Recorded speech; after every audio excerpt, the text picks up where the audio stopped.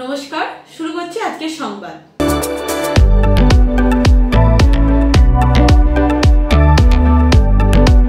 দেবগ্রাম শিবরাম আনন্দময়ী বিদ্যাপীঠ ৭৫ বছর অতিক্রম করে ৭৬-এ পা দিল।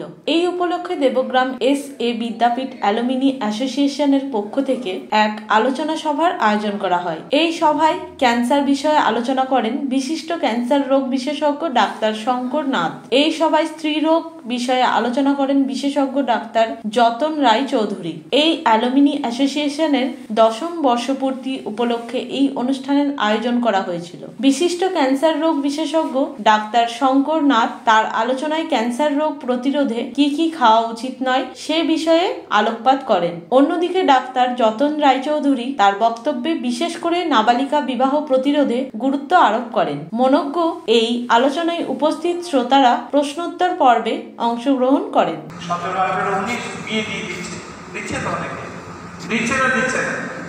তোদের আশেপাশে চেনা বন্ধু কারণ হয়েছে?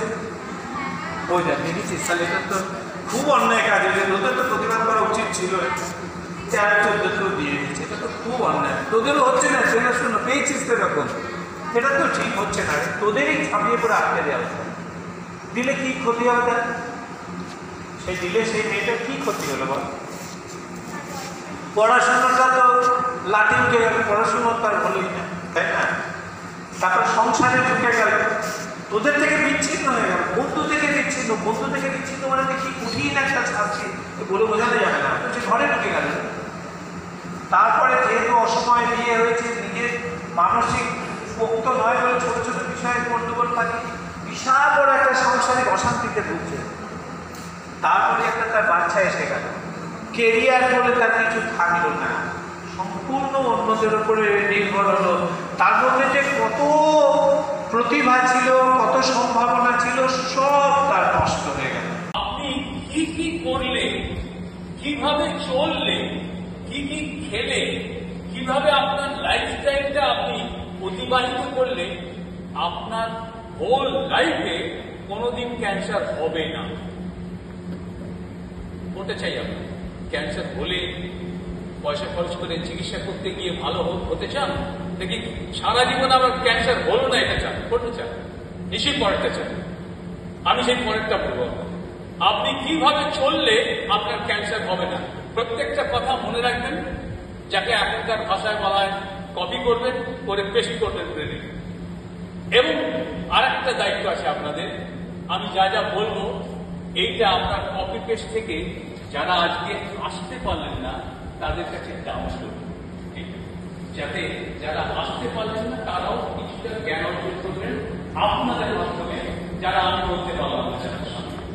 তো আসুন, আমি যে বিষয়টা আজকে বলবো সেটা হচ্ছে খাবার থেকে ক্যান্সার। মানে আপনি এমন অনেক খাবার খান যার জন্য আপনার ক্যান্সার হচ্ছে।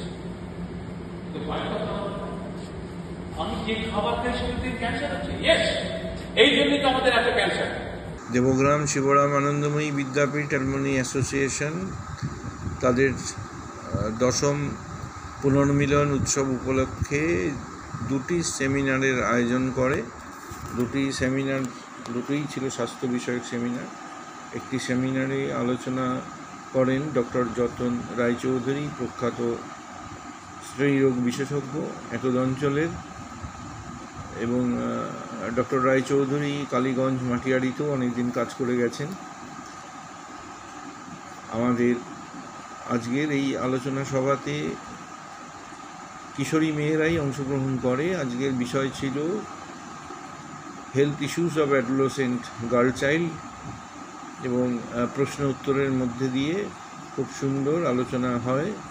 এবং আমাদের মনে হয় যারা আজকে এই আলোচনায় অংশগ্রহণ করে বাচ্চারা, তারা অনেকটাই উপকৃত হবে। নানা বিষয়ে কথাবার্তা হয়, কিছু সামাজিক বিষয়ে, যেমন আর্লি ম্যারেজ, যেটা কিশোরী অবস্থায় বাবা মায়েরা বিয়ে দিচ্ছেন, সেই বিষয়েও ডক্টর যতন রায়চৌধুরী মেয়েদেরকেই এই বিষয়ে সতর্ক থাকার জন্য বলেন। এরপরে ক্যান্সার এবং প্রিভেনশন অফ ক্যান্সার এই বিষয়ে আলোচনা করেন প্রখ্যাত অনকোলজিস্ট ডক্টর শঙ্কর নাথ, যিনি বিভিন্ন সামাজিক সংগঠনের মধ্য দিয়ে ক্যান্সারের চিকিৎসা পরিষেবা দিয়ে চলেছেন। তিনিও খুব সুন্দরভাবে আলোচনা করেন এবং যে বিষয়টি সবথেকে গুরুত্বপূর্ণ, তিনি বলেন যে ক্যান্সারকে প্রতিরোধ করা যেতেই পারে। খাদ্যাভ্যাসকে যদি আমরা সেইভাবে গ্রহণ করতে পারি তাহলে ক্যান্সারকে দূরে সরিয়ে রাখা যায় এবং বেশ কিছু ক্যান্সার তো একেবারেই আটকে দেওয়া যেতে পারে। এই বিষয়ের আলোচনাও খুব প্রাণবন্ত হয়ে ওঠে। অনেকেই অনেকগুলি বিষয় জানতে চেয়েছেন এবং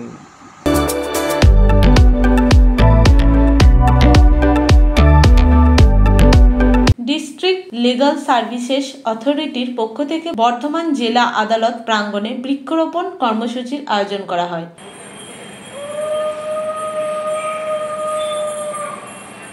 একটু তাকান ম্যাডাম।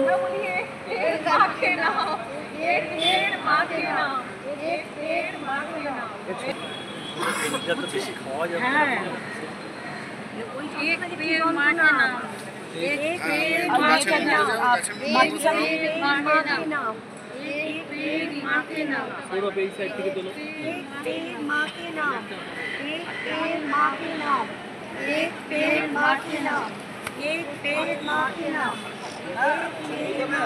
এই কর্মসূচি প্রসঙ্গে জানাতে গিয়ে ডিস্ট্রিক্ট সার্ভিসেস এর সেক্রেটারি সুতপা মল্লিক বলেন, এবছর বিশ্ব পরিবেশ দিবসের প্রাক্কালে দেশের প্রধানমন্ত্রী নরেন্দ্র মোদী একটি গ্লোবাল ক্যাম্পেইন লঞ্চ করেন, যার নাম দেওয়া হয় এক পেড় মা কে নাম।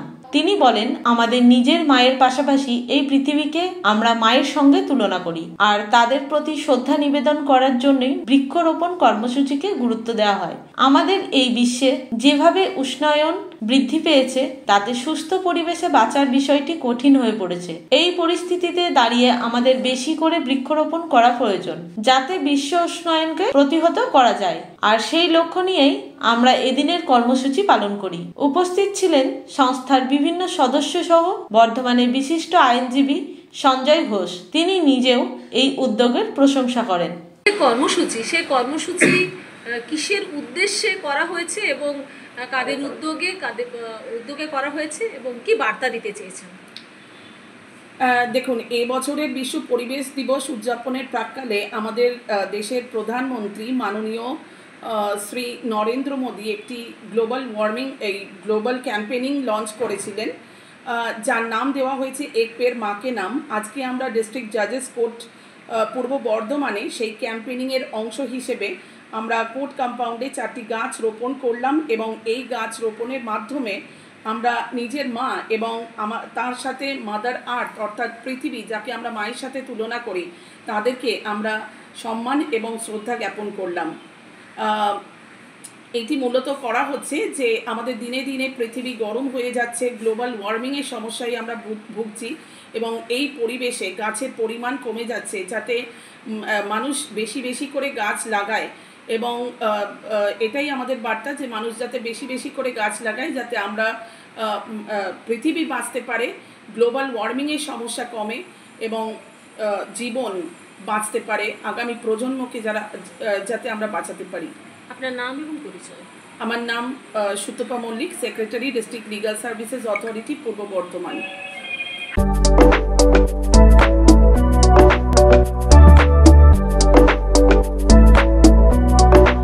আজকের সংবাদ এই পর্যন্তই। নমস্কার।